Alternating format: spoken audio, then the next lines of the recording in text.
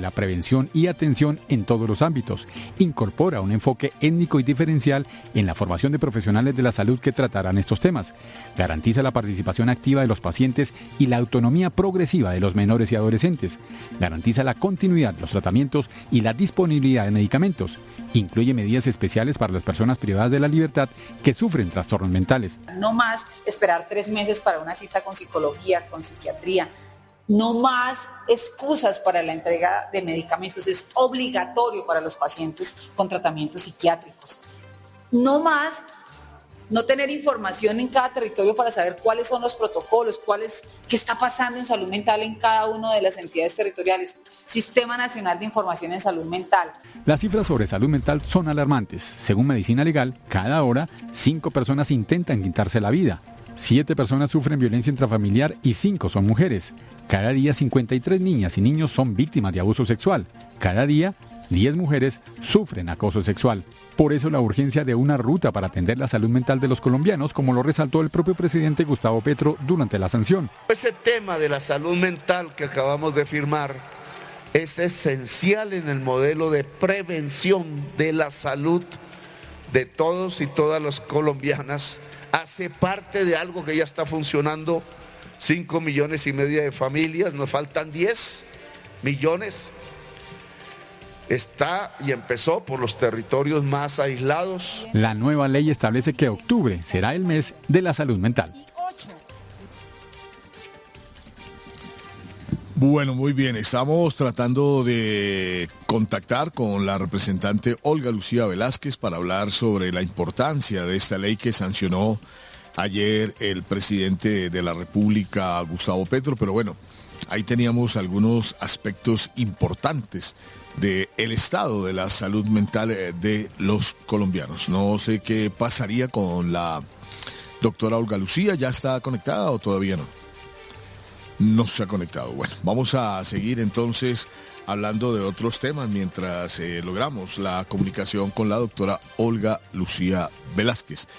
Querida Juliana, el tema del retiro y de la no cooperación que anunció Irán con la Agencia Internacional de Energía Atómica sigue siendo noticia.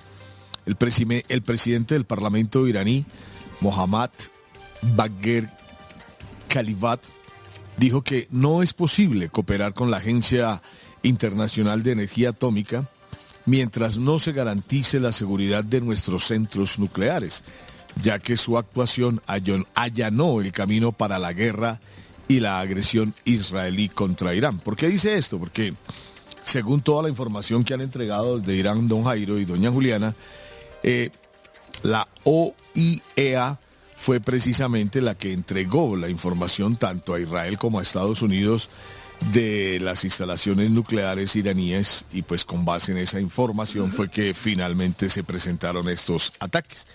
Mientras tanto, el ministro de Relaciones Exteriores ruso, Sergei Lavrov, dijo que Rusia espera que continúe la cooperación entre la Agencia Internacional de Energía Atómica e Irán.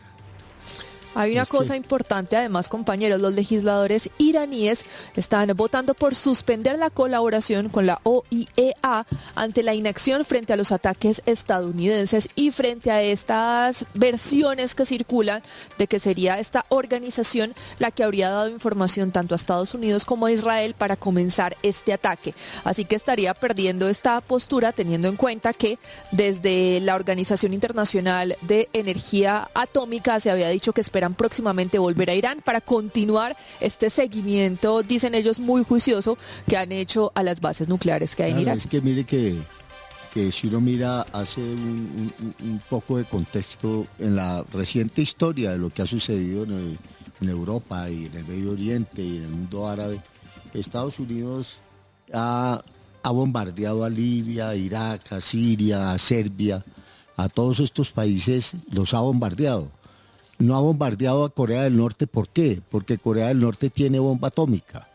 Y Corea del Norte le dice, usted me ataca y yo también lo ataco, tengo con qué atacarlo. No lo hace con Pakistán, no lo hace con esos países que tienen la bomba nuclear y tienen cómo defenderse. Tienen de alguna manera un elemento, una arma disuasiva que sin duda le pone restricciones a Estados Unidos para bombardearlos, y eso es lo que han hecho históricamente. Sí. Entonces, ¿qué pasa ahora con Irán? Irán se da cuenta que ahora vienen y lo bombardean, no solamente Israel, que tiene bombas atómicas, sino también Estados Unidos, y entonces Irán recompone su idea y por supuesto se retira de la OIEA, pero al mismo tiempo de los tratados de no proliferación de armas atómicas, y va a decidir, va con todo. Yo creo que Irán no se va a detener en construir su bomba atómica. Ya tiene el 60% del uranio enriquecido. Dicen los expertos que con el 90% ya tiene bomba atómica. Creo que Israel logró salvar más de 400 y pico de kilogramos de uranio enriquecido, lo tiene muy bien guardado y va a enriquecer su uranio para llegar a tener su propia bomba atómica, y eso bueno, es consecuencia. Aunque por de cuestiones todo esto. religiosas, Jairo, el líder supremo de la Ya revolución, lo está revisando. sí, ha dicho Ya lo que está Irán revisando. no quiere tener la bomba atómica, que no quiere tener una bomba nuclear, pero bueno, esperemos Pero a ver. ya lo están revisando. Sí, está revisando su postura. Por ahora solamente, como les decíamos anteriormente, el Saye Ali Khamenei, el líder supremo de la revolución iraní, ha proclamado la victoria de Irán sobre Estados Unidos e Israel. Pero bueno, les estábamos hablando de una de las leyes importantes sancionadas por el presidente Gustavo Petro en el día de ayer, y es el tema de la salud, la ley de la salud de bombas, mental. y todos estos A propósito, mental. sí, claro, por supuesto. Con la Es salud que mental. aquí estoy, Jairo, leyendo una noticia donde en un bombardeo israelí por asesinar a uno de los científicos iraníes durante los bombardeos israelíes, pues mataron a actos 12 miembros de su familia. Eso fueron actos terroristas. Pues totalmente, El o sea, Mossad. mataron a todo el mundo, o sea, no hubo, como dicen, distinción No. entre, pero un Objetivo científico, militar y civiles. no, pero ¿por qué un científico nuclear lo convierten en objetivo militar? ¿Por qué? O sea, es Precisamente una para pregunta que no cree que, la bomba nuclear. entonces, bueno. Eso lo hicieron. Pero bueno, a esta hora nos acompaña la representante Olga Lucía Velázquez. Ella fue la promotora de la ley sobre la salud mental. Con ella vamos a dialogar en los próximos minutos. Representante Olga Lucía, bienvenida al Calentado Informativo. Es un gusto tenerla aquí con nosotros. Y hablemos de por qué la importancia de esta ley de salud mental. Hagamos primero que todo el estado, el balance, cómo se encuentra la salud mental de los colombianos, teniendo en cuenta un hecho que, pues, por supuesto, nos atravesó a todos y nos cambió un poco esa salud mental, y que fue la pandemia. Muy buenos días. Muy buenos días, William. Muy buenos días, Jairo. Muy buenos días, Juliana. Y muy buenos días a todos los televidentes del Calentado. Pues el día de ayer fue un día demasiado importante porque lo que hace el presidente Gustavo Petro es colocar en el primer orden del día de prioridad de la agenda pública y política de nuestro país a la salud mental, y eso nunca había pasado. Es decir, es por primera vez que un mandatario establece que debe haber una hoja de ruta, se va a implementar, no solamente porque, ojo, que ayer no solamente se aprobó la ley, se sancionó la ley, sino también se firmó el decreto que implementará la política pública de salud mental. Política que quedó en el Plan Nacional de Desarrollo, debía actualizarse, y esa política pública está en consonancia con la ley. Así que es un tema de total importancia para todos los colombianos y colombianas. Ahora, ¿por qué hoy muchas personas, yo llevo más de 20 años trabajando y hablando de salud mental, pero ahora muchas personas hablan de salud mental? Porque efectivamente la pandemia sacó de debajo de la mesa los temas que no queríamos, que nos parecían incómodos. La pandemia, al estar en las casas, la violencia intrafamiliar se hizo más evidente. A veces Recuerden que en la pandemia muchas parejas se separaron, muchas parejas tuvieron dificultades en sus relaciones interpersonales. A veces no conocemos las personas con las que vivimos porque pasamos muy poco tiempo con ellas. Y cuando empezamos a pasar más tiempo del usual, pues empezamos a encontrar diferencias que nos generan a veces altercados porque no sabemos gestionar nuestras emociones. Entonces la pandemia hizo visible que la ansiedad, la angustia, el estrés a su máxima expresión y además la depresión. Entonces es un tema que no podíamos dejar ya pasar. Y William, cuando se hicieron los diálogos y los encuentros para la construcción del Plan Nacional de Desarrollo Colombia Potencia Mundial de la Vida, en Bogotá el problema número 1 fue la salud mental, por encima de la movilidad y por encima de la seguridad, razón por la cual aquí le estamos dando respuesta no solamente a Bogotá, sino a todo el país. Entonces, esta situación empezó a generar que 2 de cada 3 colombianos hoy en nuestro país sufren o han sufrido algún trastorno en su salud mental. 2 de cada 3. Es decir, más del 66% manifiesta haber tenido ya una dificultad en su salud mental. Y no solamente eso, sino que hay situaciones que se nos volvieron normales, se nos volvieron costumbre, como la violencia intrafamiliar. Resulta que cada hora en nuestro país 7 personas son víctimas de violencia intrafamiliar. En el día 168 personas y de ellas el 80% son mujeres y niñas. Y se nos volvió costumbre la violencia intrafamiliar, simplemente es un dato más, es una denuncia, sube, baja, ¿qué pasa con las comisarías? Y resulta que no se nos puede volver costumbre algo que no es normal. Las riñas, se nos volvió costumbre decir, no, es que en mayo es donde hay más riñas, en diciembre hay más riñas. Y resulta que no, las riñas son un problema de no saber solucionar los conflictos, de no saber gestionar las emociones. Sí, representante, yo quiero que ahondemos en esta postura que nos plantea este proyecto de salud mental. ¿Cómo realmente va a ayudar a los colombianos? Ayer el presidente Gustavo Petro decía, esto nos ayuda a pensar en el modelo de salud preventiva. ¿Cómo esto realmente se va a ver reflejado en los hogares colombianos? ¿Cómo queda el articulado en esa materia? Bueno, Juliana, la ley trae 4 componentes muy importantes. El primero es el institucional, donde el presidente ayer le da ese respaldo al ministro de Salud para crear la Dirección de Salud Mental, fortalecer el observatorio que lo trae la ley, la creación del Sistema Nacional de Salud Mental y la creación de una subcuenta en el presupuesto general de la Nación para dedicarle recursos a la salud mental, porque hoy los recursos se asignan a las enfermedades no transmisibles y de ahí dentro de esas enfermedades no transmisibles está la salud mental, es decir, le quedaban las migajas. Ese es un componente, el institucional. El otro componente es el que mencionaba el presidente, promocional y preventivo. ¿Qué trae para los colombianos? Pues que se crean las redes mixtas de atención en salud en cada territorio nacional. En cada territorio nacional. Es decir, se establece la necesidad de fortalecer la red pública hospitalaria especializada en salud mental. Hoy la mayoría de la oferta en servicios de salud mental es privada, no pública, razón por la cual el ministerio tiene que hacer un gran esfuerzo para fortalecer y crear esas redes. ¿Cómo se crean? En articulación con el Ministerio de Salud, las Secretarías de Salud municipales, departamentales y distritales y las IPS públicas y privadas, para que podamos garantizar la oferta. ¿A quiénes? A todas las personas que lo necesiten, porque se establece que la salud mental es un derecho.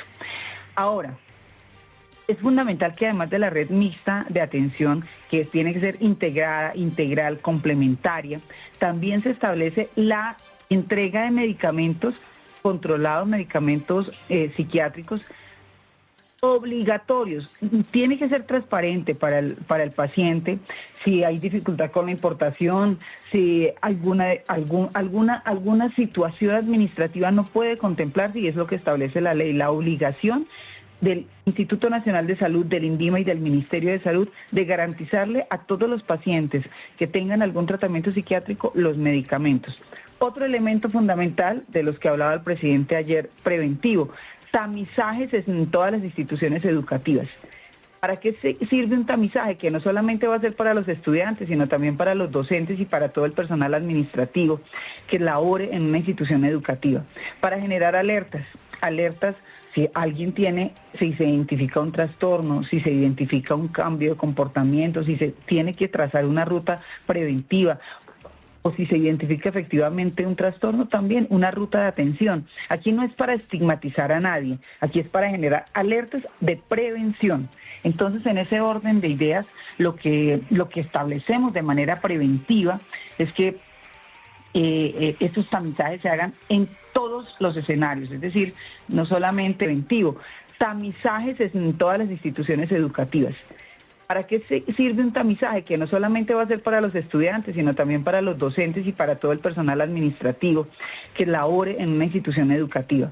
Para generar alertas si alguien si se identifica un trastorno, si se identifica un cambio de comportamiento, si se tiene que trazar una ruta preventiva, o si se identifica efectivamente un trastorno, también una ruta de atención. Aquí no es para estigmatizar a nadie, aquí es para generar alertas de prevención.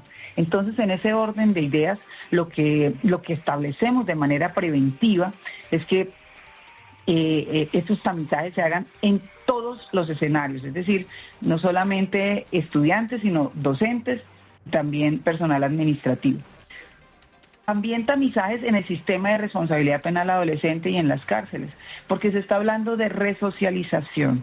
Y la resocialización no se puede hacer si usted no conoce al individuo, si no sabe si tiene efectivamente un trastorno en su salud mental, si necesita un plan de tratamiento preventivo por cambio de hábitos y comportamientos que efectivamente lo tendrá. Entonces, ese tamizaje y ese tratamiento garantizado tanto en el sistema de responsabilidad penal adolescente como en las cárceles, es fundamental para la resocialización. Entonces, no solamente es la atención, la prevención, y se establece algo promocional, que también hablaba el presidente, y es el mes de la salud mental. El mes de octubre como el mes de la salud mental, y ustedes se preguntarán, Jairo, William y Juliana, ¿por qué el mes de octubre? Porque resulta que el 10 de octubre es el Día Mundial de la Salud Mental. Lo que quisimos es que en nuestro país, del primero al último día del mes de octubre, se puedan realizar actividades de pedagogía, primeros auxilios en salud mental para toda la población, que lo trae la ley, la obligación de crear agentes comunitarios capacitados en primeros auxilios de salud mental. Todo el mes de octubre, actividades promocionales en cada rincón del país. ¿Para qué? Para que volvamos normal a hablar de salud mental, para que volvamos natural ir al psicólogo o al psiquiatra, y no que cuando uno saque una cita le digan que está loco o que está loca. Cuando usted trabaja y le dan una incapacidad por depresión o por ansiedad, cuando regresa de la incapacidad nadie le pregunta cómo le fue, nadie le pregunta cómo se siente, ¿no? Pero si usted llega de una incapacidad de ginecología o de alguna cirugía de ortopedia, le dicen, bueno, ya empezó las terapias, ¿cómo le fue? O cómo le fue en su cirugía. Pero en un tema de salud mental todo el mundo calla. Aquí lo que no queremos es callar, aquí lo que queremos es volver normal a hablar de salud mental. Representante, sí señora, mira, sí, regularmente para este tipo de investigaciones y para poder cristalizar estas leyes, hacerlas realidad, pues obviamente se encuentra con encuestas en todo el país, se encuestan todas las edades, por sexo, infinidad de investigaciones se hacen, pero uno como ciudadano tendría que hacerse una pregunta, y yo se la planteo a usted como representante a la Cámara, como congresista, y es: ¿qué valoración de salud mental le haría usted a esos 7 senadores que un día salieron sonrientes a hundir la reforma laboral? Bueno, yo creo que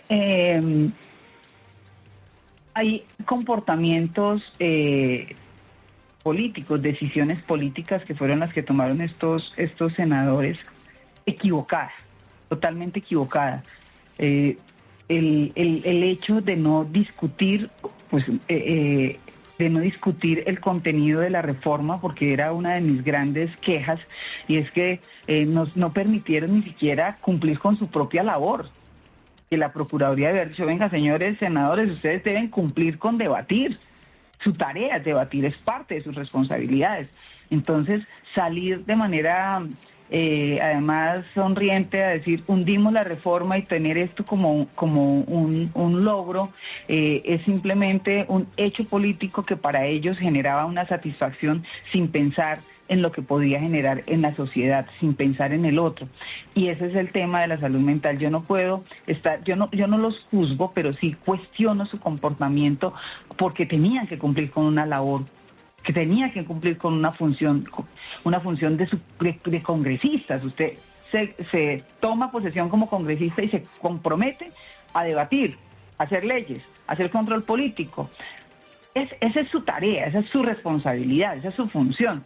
Y aquí estos senadores lo que no cumplieron fue su función, no cumplieron con la función de congresista. Decidieron archivar una reforma sin ni siquiera mirarla, sin ni siquiera discutirla, cosa que efectivamente si el presidente de la República no establece que iba a haber una consulta popular, que el pueblo estaba exigiendo, pues tampoco lo logra, razón por la cual cuando hay personas que dicen, no, pero es que como el presidente presiona, no, aquí en realidad todo lo empezaron estos senadores por no haber dado inicio a la discusión de la reforma laboral, razón por la cual es un tema de no ponerse en los zapatos del otro, de no entender el comportamiento del otro y dejarse guiar solamente por un comportamiento individual, de pensar en qué ganaba si lo hacía, si no daba esa discusión y qué intereses había en particular. Pues esa respuesta no la tengo porque habría que preguntársela a ellos, pero no pensar en el otro, no ponerse en los zapatos del otro,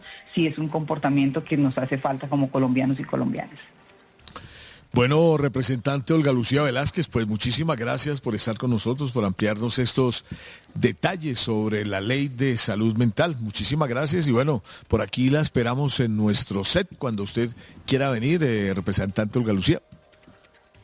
Pues William, me encantaría y muchas gracias por este espacio, me encantaría poder ir y ampliar muchos temas que trae esta ley, porque la ley también, que podamos hacer estos agentes comunitarios en salud mental, así como se volvió en alguna época en nuestro país normal hacer los primeros auxilios de la inyectología, de la toma de la tensión, la temperatura, pues también vamos a volver normal cuáles son esas herramientas que debemos aprender para tener gestión de nuestras emociones, para poder saber cómo reaccionar ante una situación de crisis y también saber las rutas de a dónde puedo acudir, a dónde puedo llamar, de tal suerte que me encantaría y muchísimas gracias por esta oportunidad y que volvamos normal a hablar de salud mental, que acabemos con el estigma y que podamos ponernos en los zapatos del otro, comprender al otro, escucharlo sin juzgar, observar los comportamientos y no volver normal que alguien no duerma, que alguien pierda el apetito, que alguien esté completamente triste a tal punto que se convierta en depresión, o alguien que esté todo el tiempo iracundo de tal suerte que se vuelva en ira permanente, que tampoco es normal. Las emociones todas son necesarias, no son ni buenas ni malas, pero sí tenemos que aprender a gestionarlas y parte de esa transformación es lo que trae esta ley de salud mental, esa nueva forma de ver la salud mental individual, familiar y colectiva. Y con esa transformación vamos a generar una mejor sociedad, porque esa transformación también es el cambio. Bueno, pues representante, muchísimas gracias y por acá la esperamos. Muy interesante poderla escuchar y poder hablar con naturalidad de estos temas y no hacernos los locos ni las locas. Así es. Muchas gracias. Pero también Muchas gracias, William, Jairo y Juliana. Bueno, doctora, muchísimas gracias. Analizar el comportamiento. El estado de salud mental de nuestro país y de muchos loquitos y loquitas que hay por ahí. Bueno, vea, el presidente Gustavo Petro acaba de retuitear, publicar a través de su cuenta de X la notica que hicimos con el bebé que sobrevivió allí en esta tragedia de Bello. De Redondito. De Redondito. ahí a doña Yusi, que fue la que nos envió este video. Dice el presidente Gustavo Petro: la tragedia de Bello muestra la ausencia de una política que permita, a través del mapa de riesgos que cada municipio debe realizar, lograr reubicaciones de población en alto riesgo a zonas sin riesgo o bajo riesgo. Ahí dice el presidente, pues, ¿por qué pasa? La foto. Postea el video, sí, ahí sale el video de Redondito, el niño de 6 meses que sobrevivió en medio de esta tragedia. Entonces el presidente justamente dice eso, que es la falta de poder hacer ese mapa de riesgos para poder hacer las reubicaciones de la población que se encuentran en alto riesgo y trasladarlas a zonas sin riesgo o de bajo riesgo. Son las 7 de la mañana y 39 minutos en el calentado informativo.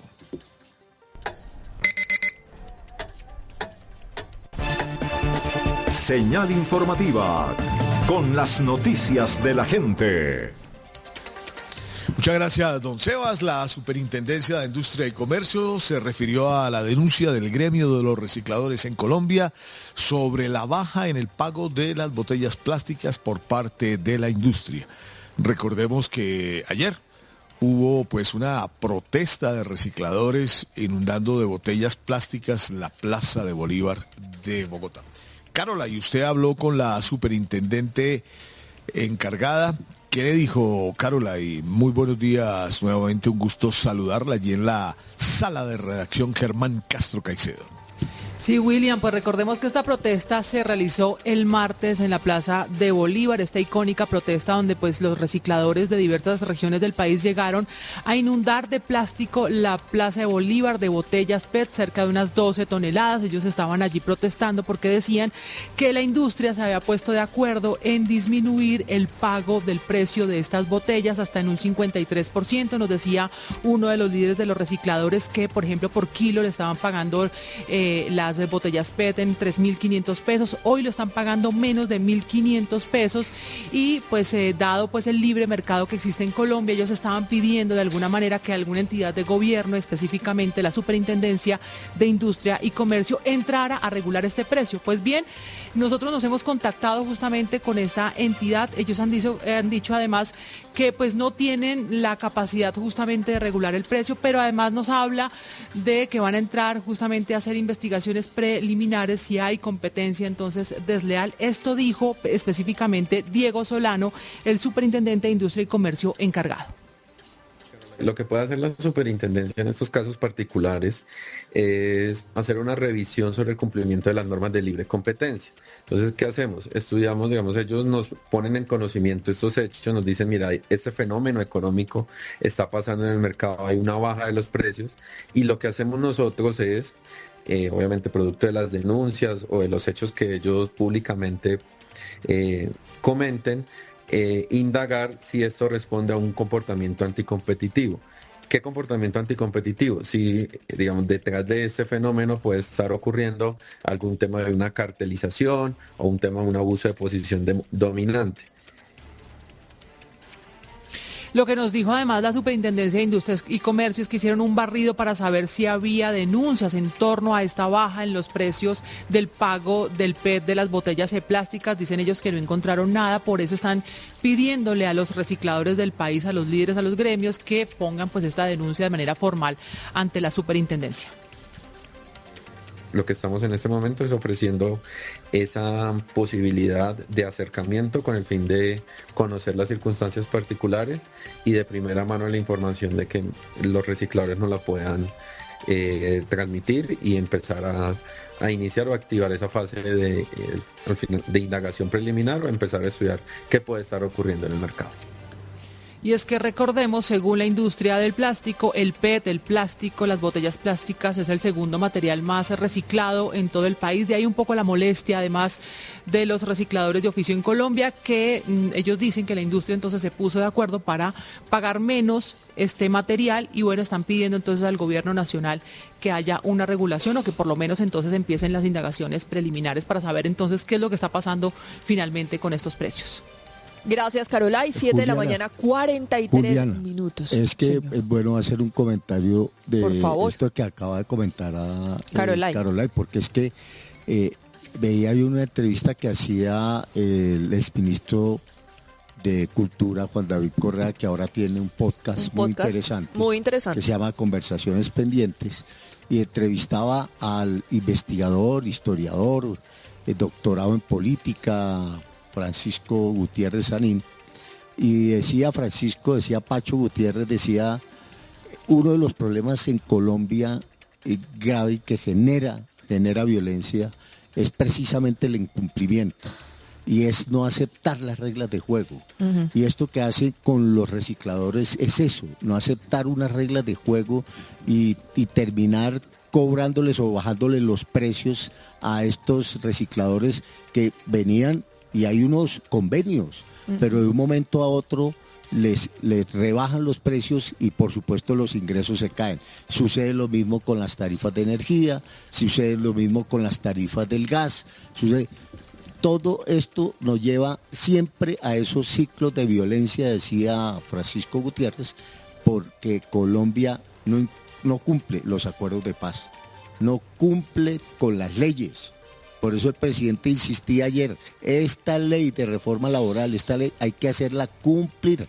Esto no es un papel, no es algo escrito ahí, no, es el cumplimiento lo más importante. Entonces esto de los recicladores nos da para pensar que, hombre, tenemos que acabar con esa cultura del incumplimiento y por lo menos respetarnos los acuerdos entre nosotros. ¿No? Sí, acuerde que el presidente y el ministro ayer decían, pues echa la ley, echa la trampa.